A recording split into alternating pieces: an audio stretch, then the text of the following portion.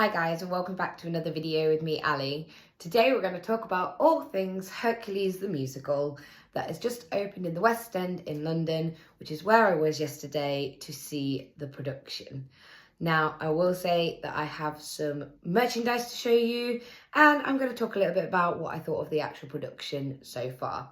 So let's dive straight in. Firstly, let's start with the show itself. So I will say right off the bat, the muses are incredible. They were absolutely the backbone of this show. Those women not only can sing, but their presence on stage was phenomenal. Absolutely phenomenal. Overall, I think this show deserves maybe like an 8 out of 10. However, I do think it is still going through a few teething problems. It's only been open a few weeks, so there was a couple of like technical hitches in terms of like follow spots and things like that. But this is to be expected when the show is still quite new. I'm sure all of these things will get ironed out as it goes on and the longer it runs. A couple of things I was slightly disappointed with was my first and probably my biggest one was Hades himself. While the actor playing Hades was brilliant and his mannerisms and his characterization was absolutely perfect, his costume for me fell short. As somebody who makes costumes and creates costumes for shows and other events, I was kind of disappointed to see that they'd put him in red. And the iconic flaming hair that we all know and love from the animation was nowhere to be seen. This kind of disappointed me because I know that in California Disney, that for the Oogie Boogie Bash, you can meet Hades, and the way that they do him there would have been absolutely perfect for this show.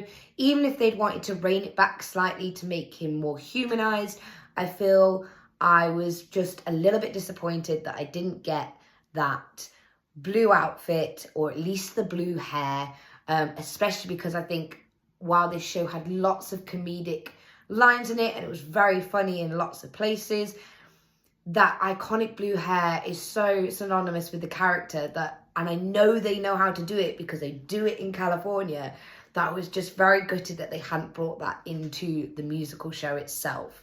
So that was probably my first sort of like thing I was a little bit disappointed with the show, because Hades is probably one of my favorite villains, sort of on par with Ursula, because I just love his sassiness. Like I said, the actor itself, the characterization of the character was there.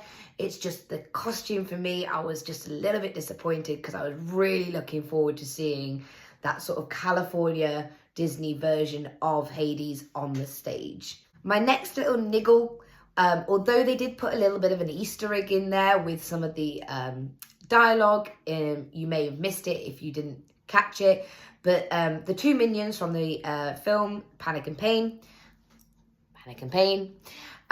these characters are referred to as Bob and Charles in this show. It's very obvious that those are the characters that they are replacing, and I understand that they clearly have gone for a more humanized version of a lot of these characters, including Phil, but we'll get to him. But there was a little snippet where they said something within their lines that said, "Oh, I'm always panicked and I'm always pained," which I guess was a bit of a throwback to them. But I felt like they could have quite easily have just had them say their names were Bob and Charles and Hades decide to call them Panic and Pain. So that was another little niggle thing, but nothing massive, nothing that would like affect the running of the show itself. The person who they'd cast as Meg was brilliant. Her voice really sounded like the Meg that we know and love from the animation. They also threw in a little Easter egg when Hades was reading out her full name on the contract that she has with him. Part of her name had the name Susan in it, and for those you know, Susan was a lady who did the voice of Meg in the original animated film, which I really love that. I do love my Easter eggs when I go to see a show, and this one was the one I definitely picked up on. There is some new music in this production, as well as all the songs that you know and love. And those songs were top notch. Like I said, those muses, powerhouses, their costumes and their wigs, half the budget must have just gone on them, because they had some fierce outfits in this show. And I was absolutely here for it. Every time they entered the stage, I got goosebumps because they were just it, man. I mean, I know this show may be called Hercules the musical, but really it's muses, powerhouses of the stage. They were absolutely the thread that knitted this entire show together, and they were just phenomenal. I have absolutely no notes, nothing to say, because yeah, absolutely, if you go see this for no other reason, go see it to see the muses, because they were absolutely chef's kiss. There's a few new musical numbers in this show as well. Some of them I really enjoyed. Hades has a song now, and I quite enjoyed that. That also incorporated a tap number into the show, and I felt this was a really good number for Hades. The opening number for Hercules felt a little bit meh for me, but I guess everybody's going to have their own opinion on this show, and that's just what I personally felt. I overall still felt that this show was really, really good. The person who was on the follow spot on the night that I went to see it, which was the Wednesday show, might need to look into getting some new training. I think we spotted, between me and the people we went with, about 4 or 5 times where that spotlight follower just couldn't seem to hit his mark. And although most of the audience would probably never notice that when you do musical theatre, when you do stage productions, I think sometimes that makes you a little bit more sensitive to some of the more technical aspects of a show. And unfortunately makes your brain be more aware of those things as well. So I did notice these things. I also noticed a crew member crawl onto the stage to fix something with a table. But we were in the gods, to be fair. And I think anybody sat below our level probably wouldn't have noticed it at all. And again, I think that's just because being somebody who's both worked backstage and has been on stage, I'm probably going to notice these things far more than other people are. This show had some amazing special effects. And they were brilliant. The staging, the way everything moved, there's lots of tracking. It was absolutely brilliant. And I think once those last few bits of like ironing out are done, and that will come with the more it gets run, I think in terms of that, it was brilliantly and well done and well staged. This is why overall I'm going to give this show an 8 out of 10.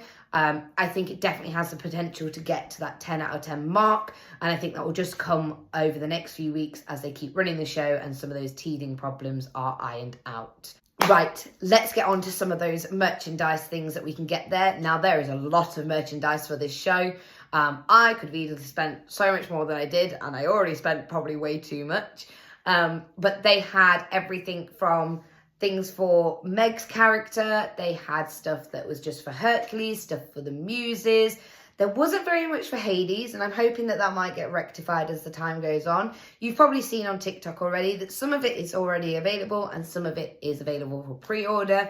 And a lot of the pre-order stuff was the more intricate stuff, like the alternative mug that you could get, the alternative, I think it was like a blanket, things like that, that had more of a Grecian design to them as opposed to the musical itself's design. They had spirit jerseys, they had t-shirts, etc. But let's show you what I decided to get from that set of merchandise by diving straight in.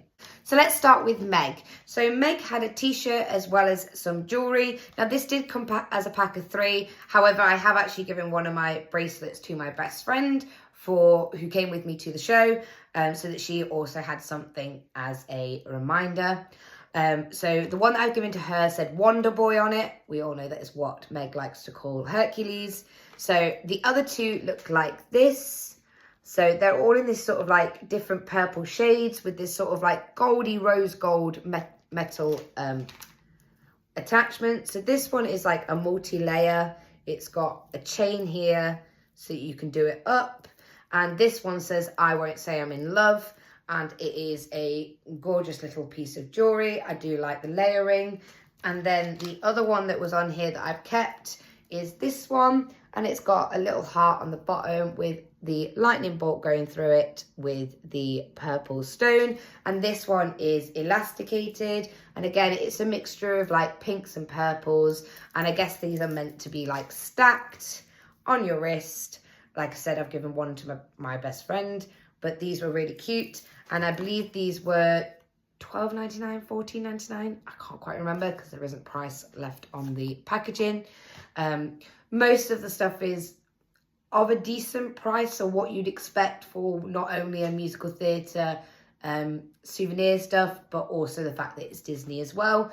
And at least with that, you know you're getting quality, because Disney does always do quality. Next up, I got the logo magnet. I always collect a magnet from all the shows I go to. I used to collect just mugs, but I started to run out of space for that, as I've got a lot of mugs now.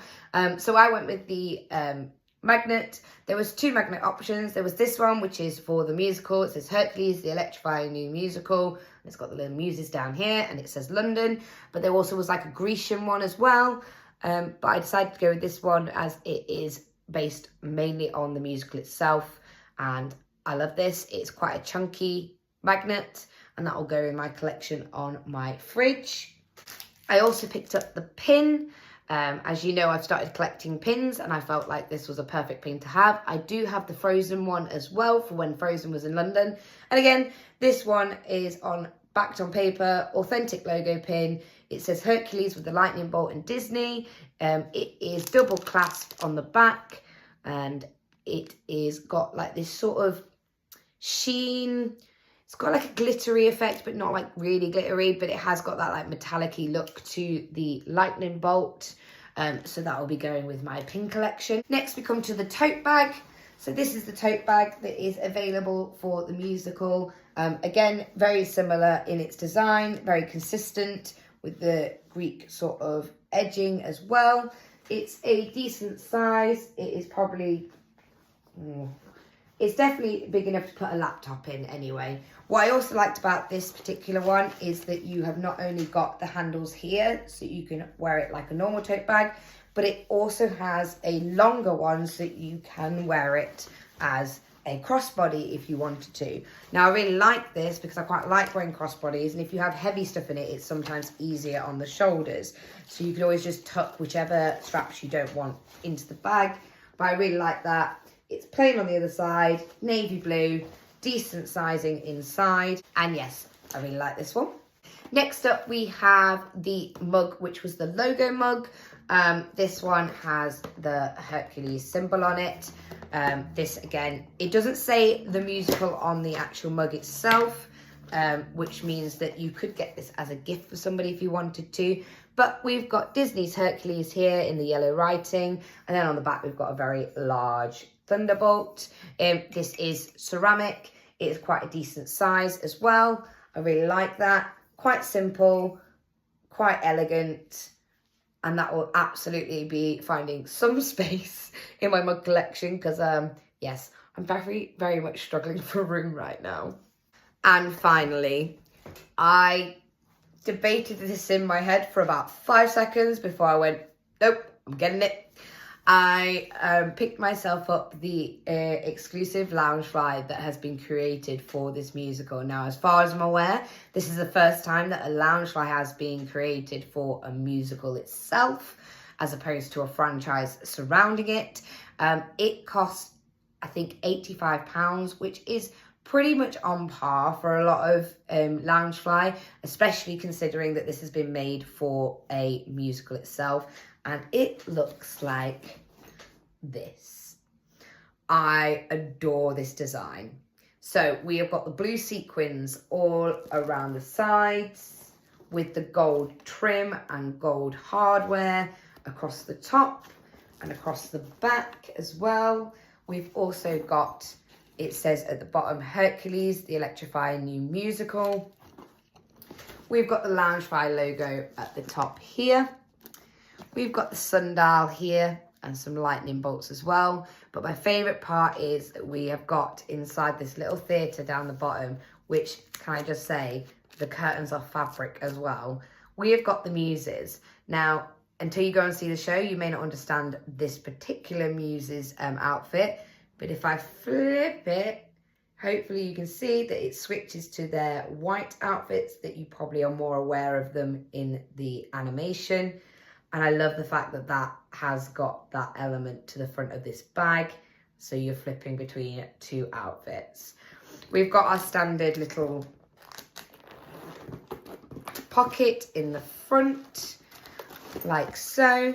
And then on the actual zipper, we've got a little gold coin here that has got a lightning bolt with a little like cyclone on the top, and it says Hercules on that as well. The detail of this is just amazing. And then when we pop inside, oh, packaging, always packaging. So the design inside is like a Grecian pottery, that you would imagine the designs would be on the pottery. We've got the muses in there and several other Grecian characters. There's some palm trees, the clouds, some lightning bolts, and it's in this sort of yellow pattern. I really like that. This bag does not have an inner pocket anywhere, not even the flap one. So it is completely a blank canvas on the inside. And another little detail, I don't know whether it's going to pick up on the camera, but I hope it will. So can you see on these straps, not only have they got this sort of like foamy feel to them, but they've been embossed with that like Greek pattern. And then you've got this like glittery gold at the bottom for where you can adjust them. But that is some amazing detail that have gone into this bag, and I absolutely love it. Usually I am not a gold girly, but how could I resist this beautiful loungewear that has been created just for the musical? That's everything I have to say and show you from the Hercules musical in the West End. I absolutely recommend going and seeing it. It was a fabulous show. It was very funny. It was very witty. There was a lot of jokes in there that were what I would call panto-esque, in the sense of that if you were an adult, you'd get them. If you were a child, it would go over your head. There were some very, very funny bits, and I think the performers in this show were phenomenal in terms of their actual stage presence and everything they gave. Like I said, few little things to iron out, but that's to be expected. It's still in its first few weeks of its like opening run after previews, and yeah, absolutely enjoyed myself. I'm going to end this video with a tiny weeny clip of the finale when we come to the bows.